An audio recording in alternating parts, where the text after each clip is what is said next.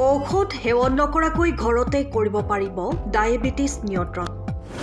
ভাৰতত 7.7 কোটিতকৈ অধিক লোক ডায়েবেটিছত আক্ৰান্ত। তিনিটা সহজ কাৰ্য অনুসৰণ কৰিলে আপুনি কৰিব পাৰিব ডায়েবেটিছ নিয়ন্ত্ৰণ।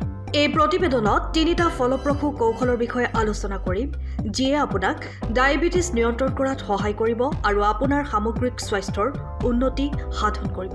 ডায়েবেটিছ পৰিচালনা কৰাটো প্ৰত্যাহ্বানজনক হ'ব পাৰে।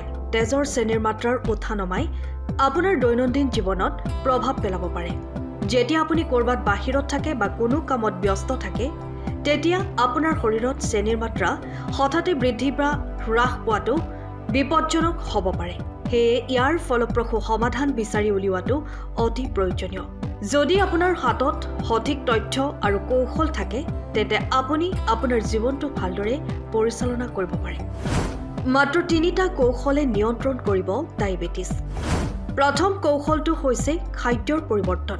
আপুনি আপোনাৰ খাদ্যত সেউজীয়া শাক-পাচলি, আঁহযুক্ত খাদ্য আৰু কম চেনিযুক্ত খাদ্য অন্তৰ্ভুক্ত কৰিব পাৰে, যিয়ে নিয়ন্ত্ৰণ কৰিব ডায়েবেটিছ।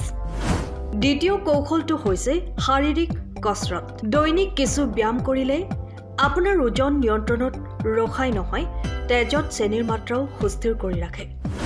তৃতীয় কৌশলটো হৈছে মানসিক চাপ নিয়ন্ত্ৰণ। যোগাসন, ধ্যান আৰু গভীৰ উশাহ-নিশাহৰ কৌশলে আপোনাৰ মানসিক স্বাস্থ্য উন্নত কৰাৰ লগতে মানসিক চাপ কমায়। জীৱনশৈলীৰ এনে সৰু সৰু পৰিৱৰ্তনে আপোনাৰ স্বাস্থ্যৰ যথেষ্ট উন্নতি সাধন কৰিব পাৰে। যেতিয়া আপুনি নিয়মিতভাৱে আপোনাৰ খাদ্য, ব্যায়াম আৰু মানসিক চাপ নিয়ন্ত্ৰণ কৰে, তেতিয়া ই আপোনাৰ তেজত চেনিৰ মাত্ৰা সুস্থিৰ কৰাত সহায় কৰে।